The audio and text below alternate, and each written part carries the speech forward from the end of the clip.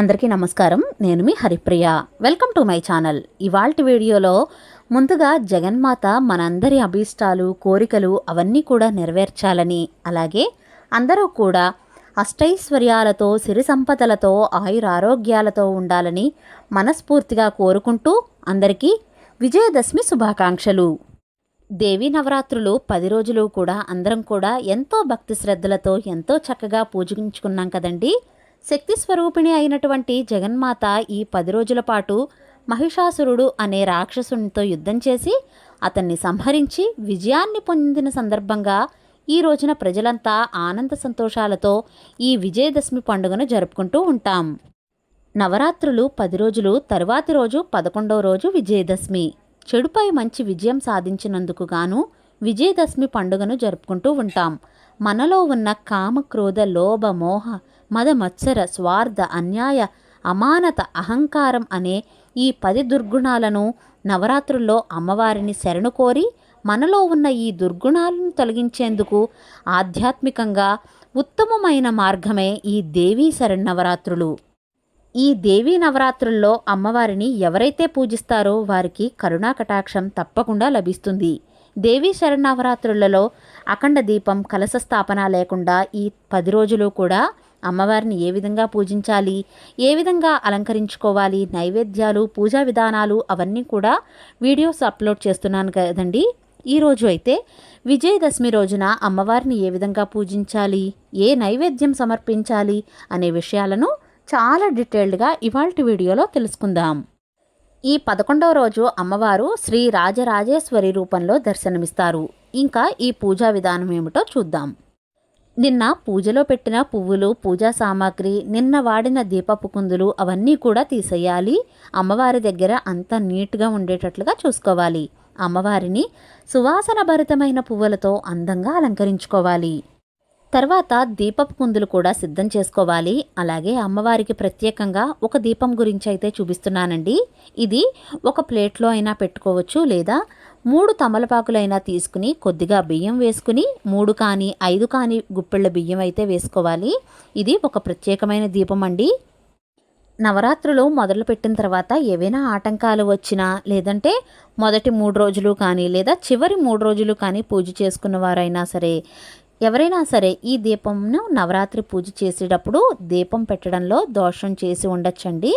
కాబట్టి అవన్నీ కూడా అమ్మవారికి ఈ ప్రత్యేకమైన దీపం 9 వత్తులతో దీపారాధన చేస్తే చాలా మంచిది.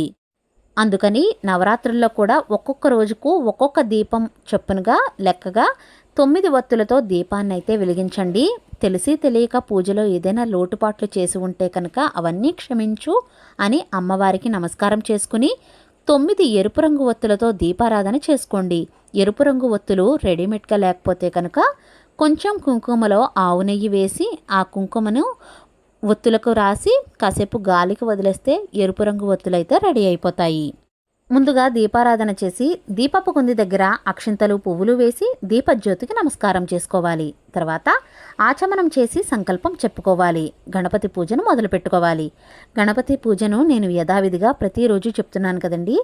ధ్యాయామి, ధ్యానం సమర్పయామి, ఆవాహయామి, ఆసనం సమర్పయామి, నవరత్నఖచిత సింహాసనం సమర్పయామి, పాదయో పాద్యం సమర్పయామి, హస్తయో అర్ఘ్యం సమర్పయామి. ఇలా షోడశోపచారాలతో వినాయకుడిని పూజించాలి. తర్వాత ధూపం, దీపం చూపించి నైవేద్యంగా చిన్న బెల్లం ముక్కను కానీ 2 అరటిపళ్ళను కానీ పెట్టి కర్పూర నీరాజనాన్ని కూడా సమర్పించాలి.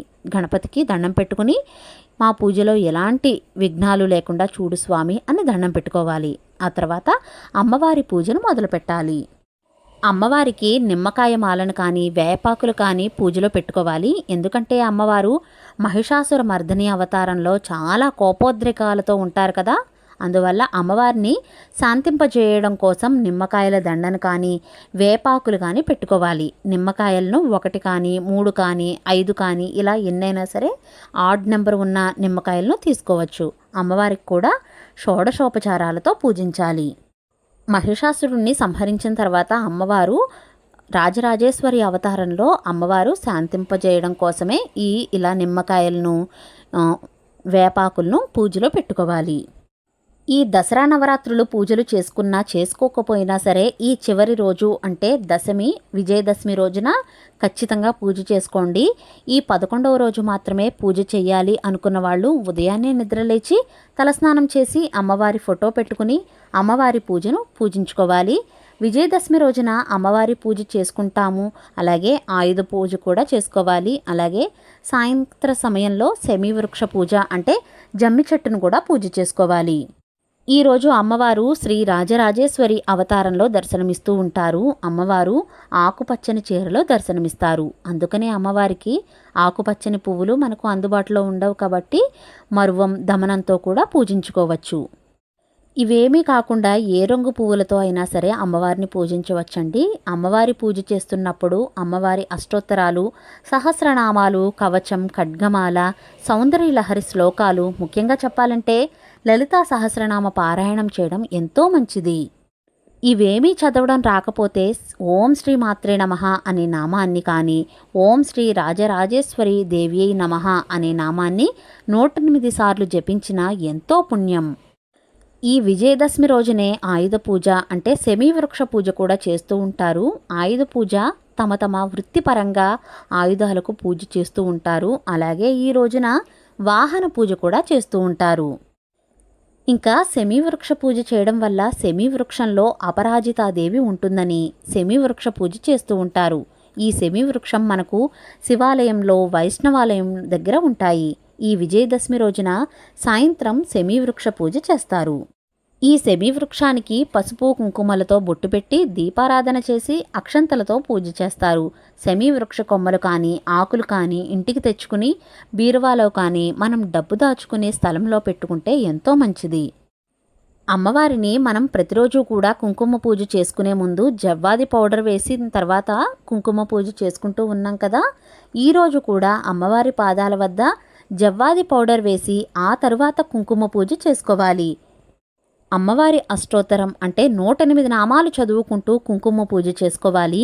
ఈ నిమ్మకాయల మీద కూడా కుంకుమ వేస్తూ అష్టోత్తర శతనామావళి చదువుకోవాలి. ఆ తర్వాత అమ్మవారి అష్టోత్తరం, సహస్రనామాలు, అమ్మవారి స్తోత్రాలు, లలితా సహస్రాలు అవన్నీ కూడా చదువుకుంటే ఎంతో మంచిది. పూజలో పెట్టుకున్న నిమ్మకాయలను ఏం చెయ్యాలి అంటే కనుక మనం ఇంటికి కట్టుకోవచ్చు, లేదా పడుకున్నప్పుడు పిల్లో కిందకైనా పెట్టుకోవచ్చు. లేదు అంటే కనుక మన కార్స్, బైక్స్, వెహికల్స్ ఉంటాయి కదండి, వీటికి కూడా కట్టుకోవచ్చు. ఇలా చేయడం వల్ల ఎలాంటి చెడు శక్తి కానీ నెగిటివ్ ఎనర్జీ కానీ రాకుండా ఉంటుంది. పిల్లలు పడుకున్నప్పుడు పెడితే భయపడకుండా ఉంటారు. అందుకనే నిమ్మకాయలను పూజ చేసిన తర్వాత ఈ విధంగా చేయవచ్చు. కుంకుమ పూజ అయిన తర్వాత అగరబత్తి ధూపం వేయాలి. అమ్మవారికి ఈరోజు నక్షత్ర హారతిని సమర్పించండి. హారతులు మొత్తం 108 రకాలు అని ఋగ్వేదంలో ఉంది.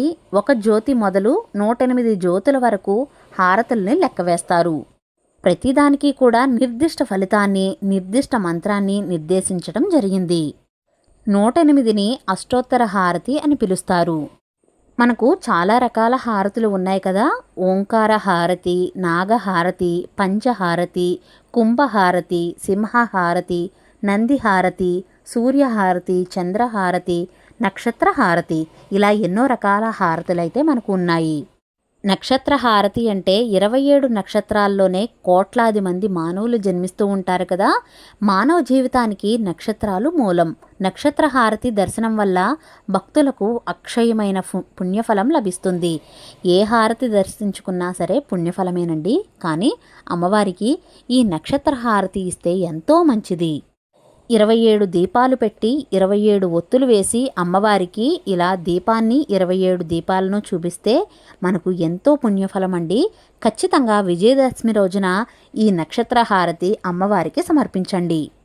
ఈరోజు అమ్మవారికి నైవేద్యంగా దద్దోజనాన్ని లేదా చక్కెర పొంగలి, బూరెలు, గారెలు, చింతపండు పులిహోర, చలిమిడి, వడపప్పు, పానకం ఇలా అమ్మవారికి నైవేద్యంగా సమర్పించవచ్చు.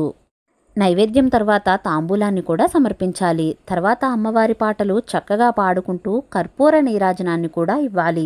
ఆ తర్వాత కొద్దిగా అక్షింతలు పువ్వులు అమ్మవారి పాదాల వద్ద వేసి అమ్మకు మనస్ఫూర్తిగా దండం పెట్టుకుని ఈ 11 రోజులు భక్తి శ్రద్ధలతో నిన్ను పూజించుకునే భాగ్యాన్ని అవకాశాన్ని కల్పించినందుకు అమ్మవారికి శతకోటి ధన్యవాదాలు చెప్పుకోవాలి. అంతా మంచే జరగాలని అన్నిటా విజయం సాధించాలని అమ్మవారిని వేడుకోవాలి. అమ్మవారిని పూజిస్తే అన్ని శుభ ఫలితాలే కలుగుతాయి. వచ్చే సంవత్సరం కూడా ఎంతో వైభవంగా ఎంతో బాగా అమ్మవారిని పూజ చేసుకునే భాగ్యాన్ని అదృష్టాన్ని అవకాశాన్ని ఇమ్మని కోరుకోవాలి.